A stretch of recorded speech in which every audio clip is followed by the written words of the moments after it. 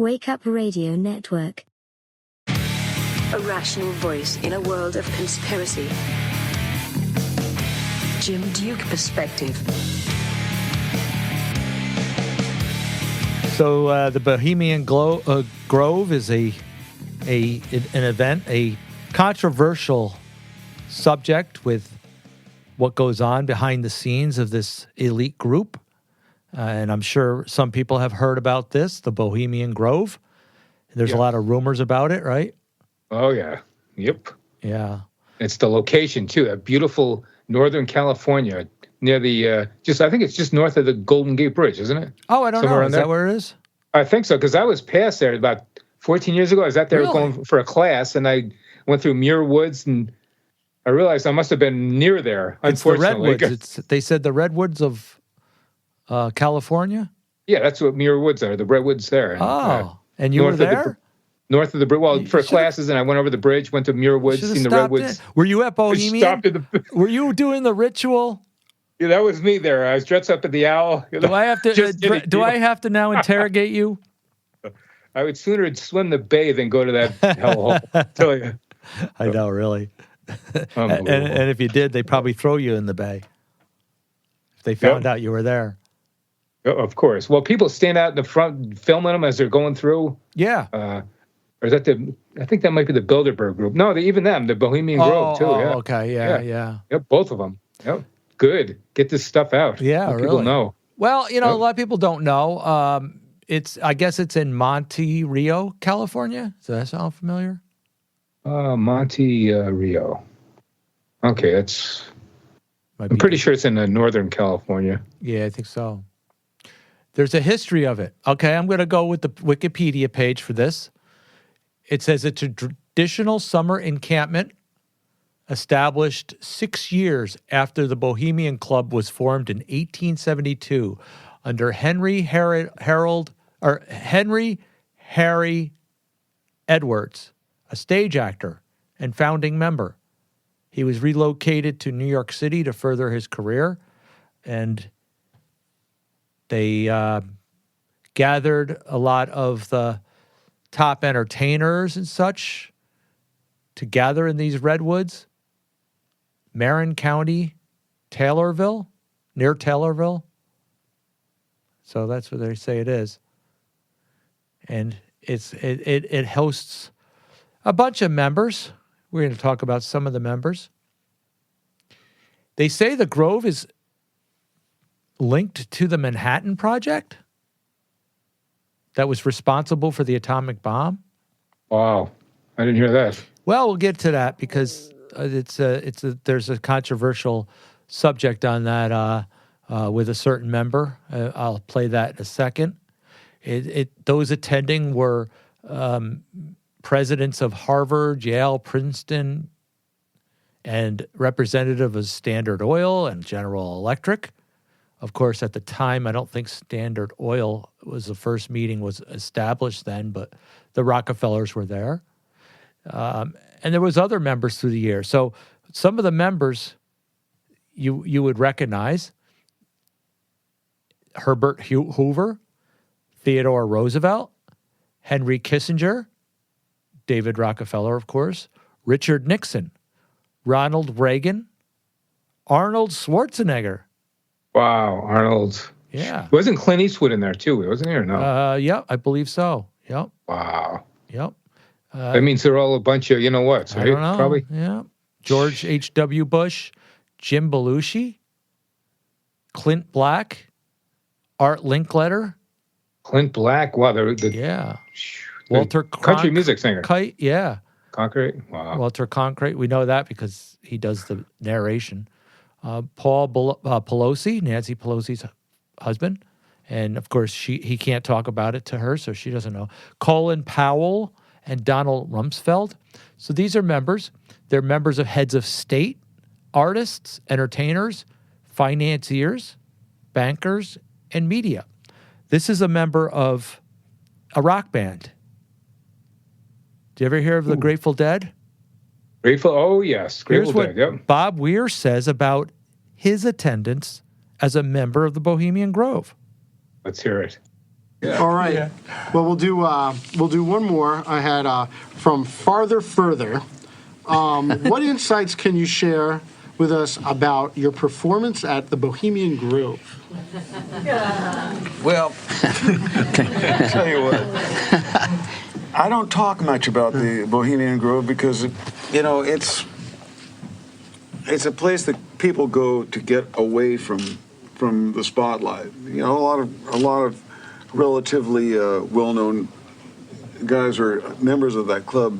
Basically, it was founded 130 years ago or so by artists and writers, for artists and writers, and still, in order to get in, you have to have something to offer in that regard. A lot of the members are, successful entrepreneurs or businessmen of one sort or another, but they all have an artistic bent. The stuff you hear about it in the rumor mill is, while entertaining, I've never caught any virginal sacrifices. Anything kind of remotely like that. I've had some interesting times up there. And there are a lot of movers and shakers in that club, and I enjoy the chance, given my mindset, my Weltschmerz, if you will. I enjoy a chance to get together with those guys and knock a couple back and talk it down.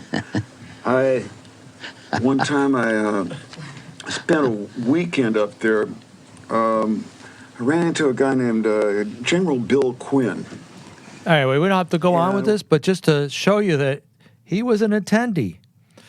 So that kind of shows us some things that, he tells us some things that we are anxious to hear about. And there was a 2-week encampment reportedly involving stage performances, rituals, a lot of drinking, partying, open-air urination, the burning of an effigy, and a mock sacrifice of a baby, a mock baby sacrifice. Attendees are known to act out of character, faggy, silly, cross-dressing. And there were a couple people who infiltrated it. And one such we know of is Alex Jones. He reported accusations of grand plots planned at this place and a human sacrifice. But did you know there were others too? I guess in the summer of 1980, Rick Clogger gained entrance into the Grove with the help of Clogger. Huh? Yeah, that's Clogger. Clogger or that's something a like that. Funny last name. Wow. Yeah, he clogged himself in. Yeah. And with the help of an employee imposed as a worker during 2 weekends of the annual ritual, his efforts, the first magazine reporting from inside the Grove, published in 1981 with an issue of Mother Jones.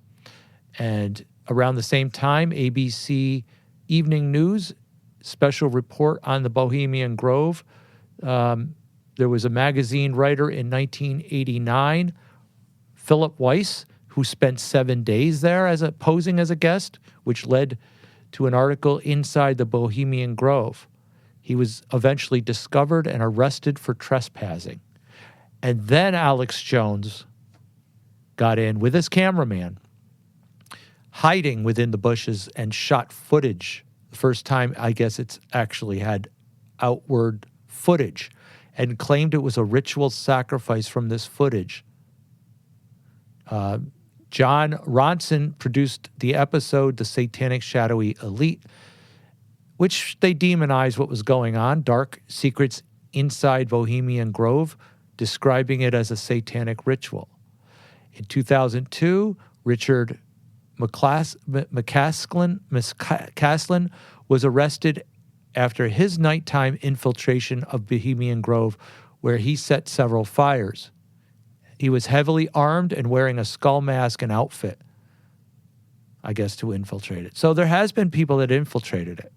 But Alex Jones went on and interviewed David Gergen a member. And you got to hear this because this is kind of funny. We're talking to David Gergen, and he has advised several presidents and, of course, has written quite a few books and is I would call you a political pundit or researcher? Commentary at Over the Hill, whatever. One last question. I read a Washington Times article many years ago where you had a comment about the organization, and then now it's been in the Wall Street Journal, it's been in a lot of different newspapers, and that's the Bohemian Grove. And back in, 1996, when you joined as a Clinton advisor, the Republicans were criticizing you. Oh, what about Bohemian Grove? And then you countered them by saying, "Hey, I don't run around in the woods naked." What did that mean? Here is the before-mentioned Washington Times article. Talks about he said, "I didn't run around naked like they do." I don't know what quote you're referring to. I'm not aware of any quote like that. Listen, I am a happy member of the Bohemian Grove. I like the folks who come there, and it's really inappropriate for me to talk about the group beyond that. Thank you. Have you been there for the ceremony with the Cremation of Care? Frankly, I don't think that's something I need to talk to you about. Have you been there for the ceremony with the Cremation of Care? Frankly, I don't think that's something I need to talk to you about. Really? That's right. Well, I'm Alex Jones, and I snuck in there in 2000. I'm the guy that blew it wide open and got the video. It's been on national TV. Well, I disrespect you for that. You do? I do. But it's a lot of big public officials going in there. Don't we deserve to know? I don't know anything about you, and I don't know anything about your film. But if you go in there with an understanding, you violated that understanding by releasing that film, and I don't respect you for that. Really? But we have public officials. I'm sorry. You took an understanding when you went in there that you would not do that film. And did you have an understanding when you went in there? No. Did you crash it? Yes. Yeah, and it has no trespassing signs there too, doesn't it? No, they put them up after. Oh, I'm sorry. I just walked in. I'm sorry, sir. I've been there before. I know what the circumstances are, and I'm sorry you violated the understandings. That was not a gentlemanly thing to do. But what about the ritual? Is the ritual gentlemanly? I can't show it, sir. Everything. I don't owe you this comment. I know. I appreciate it. This is what's called ambush journalism, and I disrespect you for that as well. So thank you and goodbye. Been in the ritual? That's none of your damn business. Oh. That's right. Listen. You go around and make understandings with people and violate them. You ambush people on the streets, and that's an inappropriate form of journalism. If you wish to practice that, that's fine. But don't ask others to respect you for it. If you want to, you can do. You're a free American, like anything you want. If you want to be uncivil and rude and ungentlemanly, that's up to you. But don't expect the rest of us to say, "Oh, well, you're there, Mr. Gergen." I'm sorry, nobody sets policy in there. We try to be gentlemen, and obviously, you don't belong there. Weaving spiders come out here. What he's talking about, okay, there's a couple things. First of all, he acted like he didn't know who Alex Jones was. And then all of a sudden he's like, "I know who you are. You put a documentary and you exploit." See what I mean? Like, they play both sides. He also said we don't do policies in there. And yet it's been noted, as I mentioned, that they did the Manhattan Project decisions there and set policies despite what he claims. He also mentioned a reference to the spider reference. That's like a Freemason symbol, Freemason Illuminati type of symbolism. Weaving spiders come not here. It's a kind of business deal. It sort of means that no matter who you are, who you meet, or what your agenda in the real world is, deals aren't to be made at the camp, but there's exceptions of things where it was temporarily surrendered. So they have what they have is they have off the record discussions. Just like the Bilderberg group, they say that they don't record it, they don't report, they don't do policies, yet they do have discussions and seminars, and they do talk about things of upcoming agendas and upcoming technologies and things like that. It's been said that at these groves, it's pageantry, theater, and a little bit of cross-dressing. There's a cremation of care, which is a ritual in that they they do to absolve themselves of any kind of guilt they have for carrying out policies that may be, I don't know, on behalf of the people, that the people may not be benefiting from, the guilt-ridden that they do while they're lying to people, and they come to cremate their care. That's what the ritual is. And in that ritual, just like other rituals in paganism, there has to be a human sacrifice. And it's said that at the Bohemian Grove, they do a mock sacrifice where a cradle is in the water before it, and that it in front of this giant 40-foot owl, in which they do a mock sacrifice. Now, some people have suspected that it's not really a mock sacrifice, but these are speculations. I'm not going to go out of my way to accuse when I don't know. But let's say this. They have enough suspicions about them that we do know to wonder what the heck goes on there.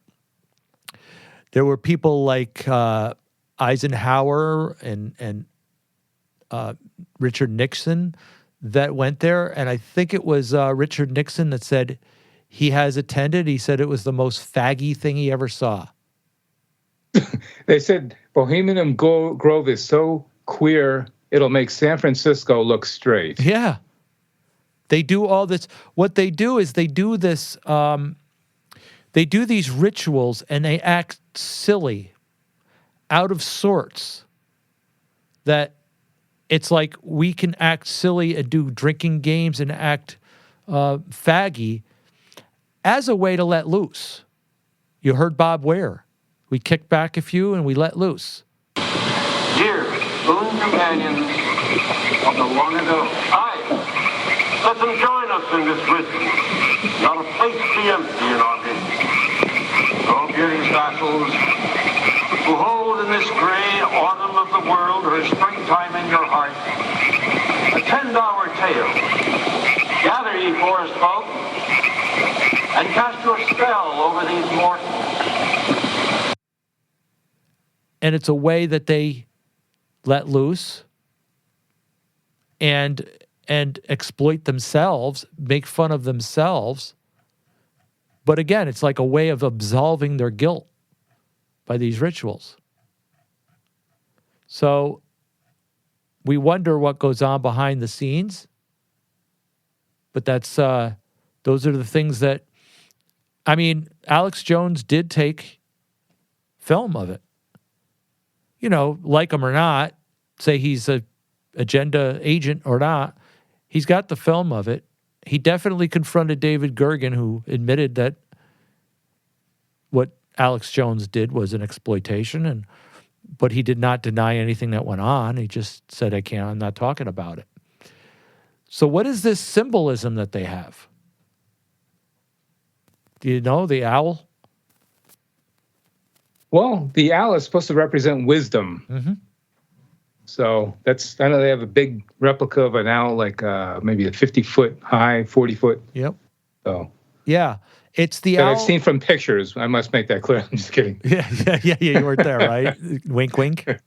I'm the one that set it on fire. Right? So there's an owl. Some have claim it's the owl of Molech because of the mock baby sacrifice, but it's not Molech. Molech is a bull. Like, we got to get our symbology straight. The owl is, like you said, a symbol of wisdom. It's actually representing the owl of Athena. And more closely resembles, it's the owl of Minerva, the god of wisdom, represented in symbolism as an owl. And you see this owl embedded in a dollar bill in the corner of the webbing. If you look at it with a magnifying glass, you see the owl there. So this kind of links us to what does the dollar bill represent? Mm-hmm. And we know that the symbolism is a great seal on the other side. I have an article on my website, jimdukeperspective.com. Look at my article on the Great Seal, how it was designed, who designed it, and what it means in esoteric circles. Even admitted by Secret Destiny of America by Manly P. Hall, 33rd degree Mason, who admitted that it's symbolism for the occult. But a closer related to the Minerva is the Minerval level of the Illuminati.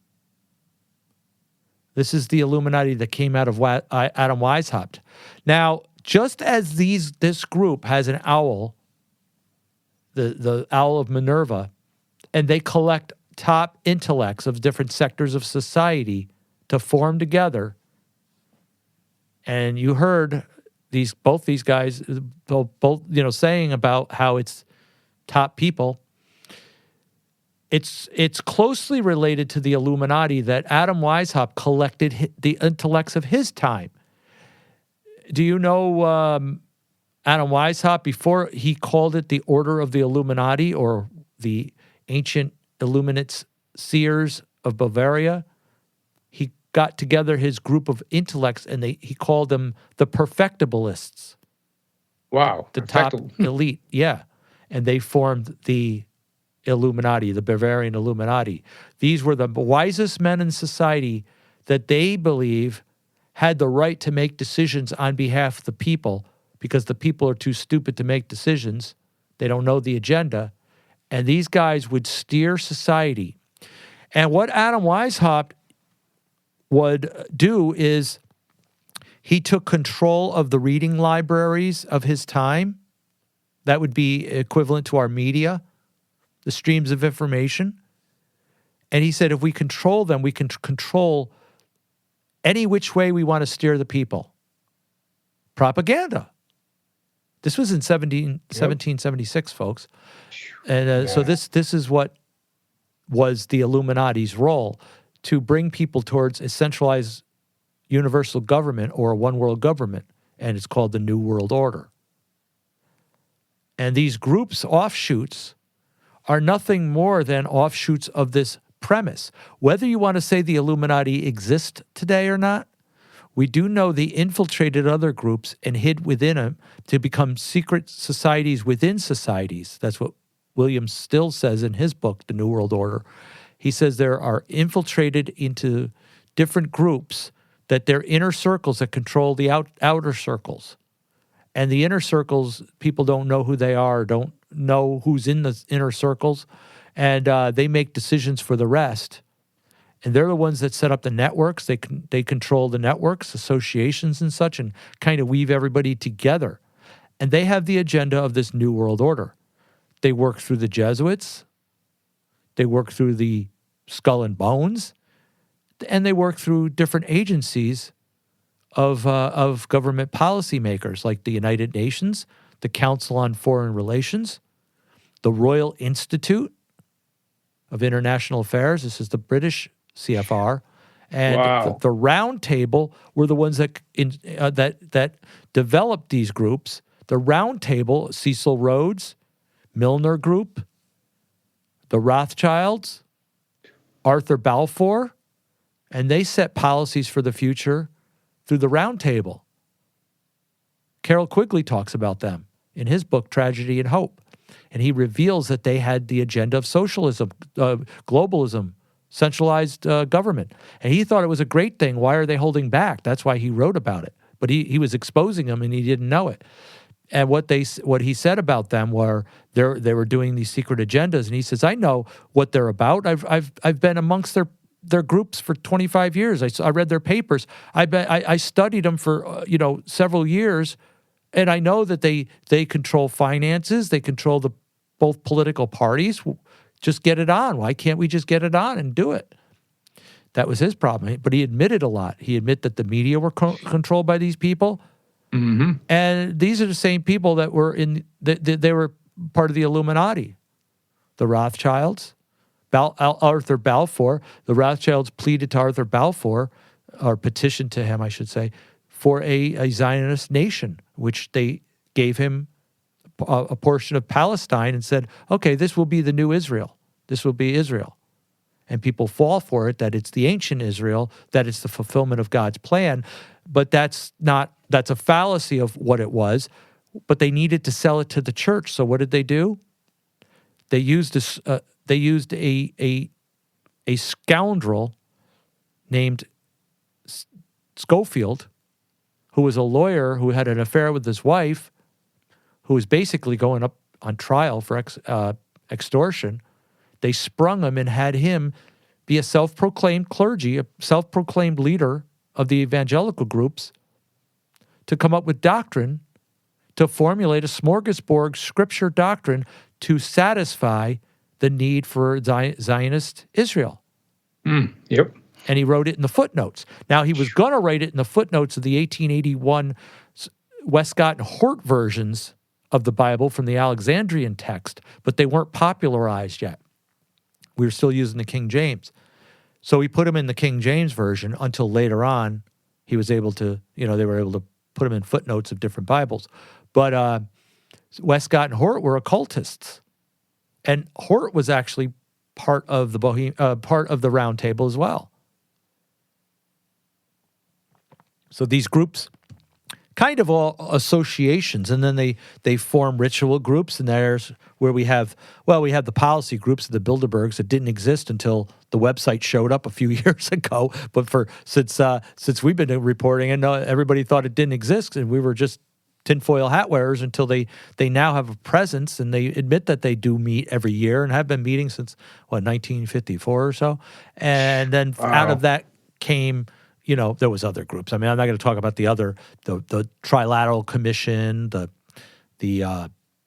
what's the other one in European? The Council on Foreign Relations, Committee of 300, Bilderberg. No, yeah, but those are all groups of Trilateral of elite. There's another one I'm thinking of it was a group called the Club of Rome in 1968.